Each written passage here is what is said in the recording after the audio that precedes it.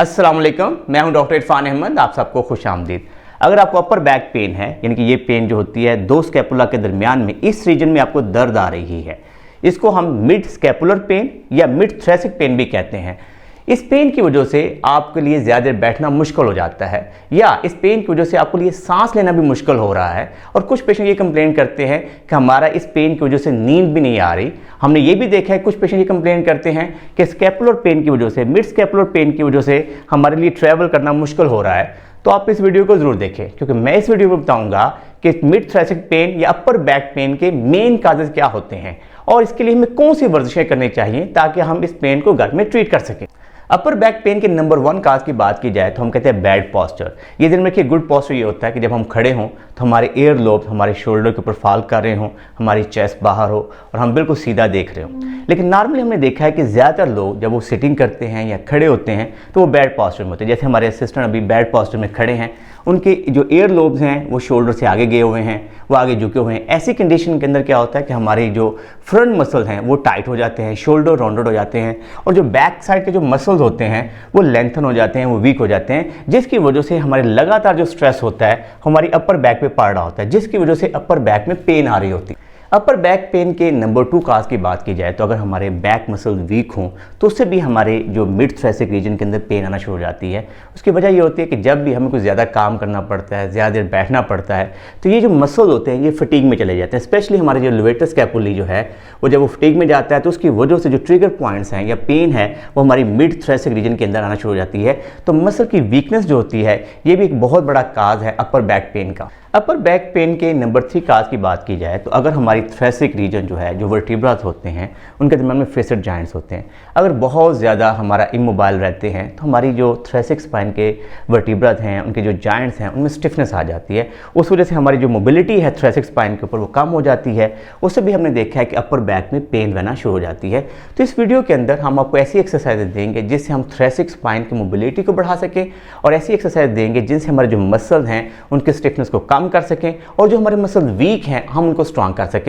अगर आप इन एक्सरसाइजेस को 2 से 3 हफ्ते करते हैं तो जिन लोगों में भी ये दर्द रह रही है तो यूजुअली वो इस दर्द से ख़त्म हो सकती है। और अगर आप इन एक्सरसाइज को अपनी रूटीन का हिस्सा बना लेते हैं, स्पेशली ऐसे लोग जो ऑफिस में काम करते हैं, कंप्यूटर पर बैठ के बहुत ज़्यादा काम करते हैं, डेस्क जॉब है उनकी, उनको ये एक्सरसाइज अपनी लाइफ के अंदर शामिल करनी चाहिए ताकि वो अपर बैक पेन से बच सके। नंबर 1 एक्सरसाइज हम अपने पेशेंट को देते हैं कि गुड पॉस्चर हैबिट्स को कैसे अडॉप्ट करना है। नॉर्मली हमने देखा है कि आप बैड पॉस्चर में होते हैं और रूटीन से आप इस पॉस्चर में रह के आपकी पेन रह रहती है, स्पेशली जो लोग बहुत ज़्यादा कंप्यूटर पर बैठ के काम करते हैं। मैं अपने पेशेंट को मशवरा देता हूँ कि दिन में 1 से 2 दफ़ा 1 से 2 मिनट के लिए गुड पॉस्चर पोजीशन को अडॉप्ट करें। जैसे फ़र्ज़ करें हम अपने पेशेंट कहते हैं कि आप अपने शोल्डर को पीछे लेके जाएँ, चिन को पीछे टक इन करें, सर जो है दीवार के साथ लगाएं, चेस्ट बाहर निकालें, पेट अंदर करें और हाथ बिल्कुल सीधे रखें, और इस पोजीशन को 1 मिनट के लिए मेंटेन रखें। तो नॉर्मली देखा गया है कि जब आप इस पोजीशन को मेंटेन रखेंगे, पेट आपका अंदर होगा, चेस्ट बाहर होगी, और 1 से 2 मिनट डेली बेसिस पे करें 1 से 2 माह, तो आपको गुड पॉस्चर में रहने की आदत पड़ जाएगी। इसी पोजीशन के अंदर बैठने की आदत पड़ जाएगी, इसी पोजीशन में चलने की आदत पड़ जाएगी। उससे आपका गुड पॉस्चर रहेगा, जिससे आपकी अपर बैक में पेन आने के चांसेस काफ़ी कम हो जाएंगे। नंबर 2 एक्सरसाइज का जो मेन ऑब्जेक्टिव है, क्योंकि हमें पता है कि जब हम बहुत ज़्यादा राउंडेड शोल्डर में रहते हैं तो हमारे शोल्डर आगे की तरफ गए हुए हैं, चेस्ट मसल टाइट हो जाते हैं और हमारे जो बैक मसल हैं वो लेंथन हो जाते हैं। तो इसके अंदर हम अपने पेशेंट को इनकरेज करते हैं कि किसी कमरे कोने में खड़े हो जाएं। कोने में खड़े होकर आप अपना डब्ल्यू शेप के अंदर अपना चेस्ट का जो स्ट्रेच करें। आप ये देखेंगे हम कोने में खड़ा किया हुआ है, अपना सिस्टम जो स्ट्रेच कर रहा है, 20 सेकंड का आपने होल्ड करना है। 20 सेकंड का होल्ड करके कोशिश करें कि स्ट्रेच को मेंटेन रखें और 5 से 6 स्ट्रेच डेली करें। इसके बाद इसी को थोड़ा सा वी शेप के अंदर अपने हाथ मैक्सिमम ऊपर ले जाएं और उसके बाद आपने इसको स्ट्रेच करना है। इससे भी आपके जो चेस्ट मसल हैं उनकी स्टिफनेस कम होती है और जो इनडायरेक्टली स्ट्रेस अपनी बैक के ऊपर आ रहा होता है उसमें कमी आ जाती है। इस एक्सरसाइज को 2 से 3 हफ्ते रूटीन से करना चाहिए। नंबर 3 एक्सरसाइज हम अपने पेशेंट के मुट्ठियाँ बंद कर लें और जो हाथ की नक्कल्स हैं वो दीवार के साथ लगा लें। आप बिल्कुल सीधा दीवार के साथ खड़े हों और आहिस्ता आहिस्ता अपने बाजू बिल्कुल सीधा ऊपर जाके कोशिश करें बेस्ट पॉसिबल स्ट्रेच करें। फिर आहिस्ता आहिस्ता उन हाथों को वापस लेके कोहनियाँ लेके आएँ।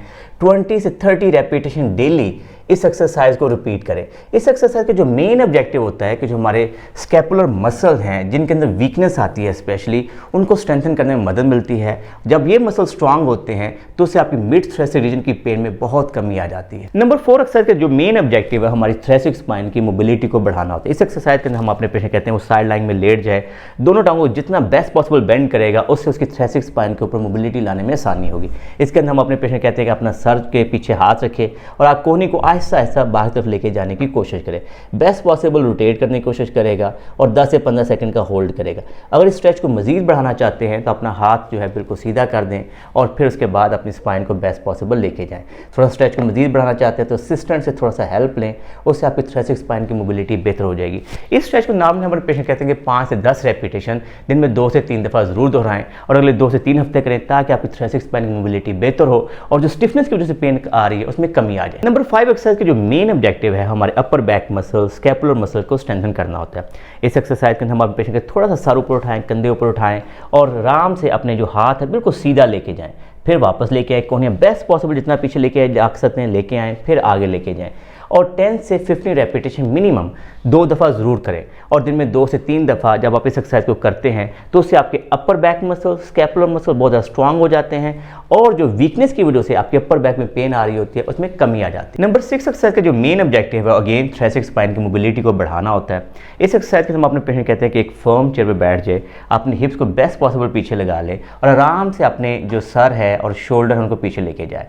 जब इस तरह से करते हैं तो आपको जो थोरेसिक स्पाइन की मोबिलिटी है वो बेहतर हो जाती है। जब आप बिल्कुल वहाँ पे लेके जाएं 10 से 15 सेकंड का होल्ड करें। आप जो थोरेसिक स्पाइन के डिफरेंट लेवल्स हैं उनको करने के लिए आप थोड़ा सा नीचे स्लाइड कर सकते हैं बेस्ट पॉसिबल और फिर उसके बाद आप अपर बैक को हिट कर सकते हैं। इस तरह करने से आप 10 से 15 सेकंड होल्ड करने से आपकी थोरेसिक स्पाइन की मोबिलिटी बेहतर होगी। इस एक्सरसाइज को भी हम अपने पेशेंट्स कहते हैं कि दिन में 2 से 3 दफ़ा 5 से 6 रेपिटेशन करे, अगले 2 से 3 हफ्ते करेगा तो उसकी थोरेसिक स्पाइन की मोबिलिटी बेहतर होगी जिससे उसकी पेन में कमी आएगी।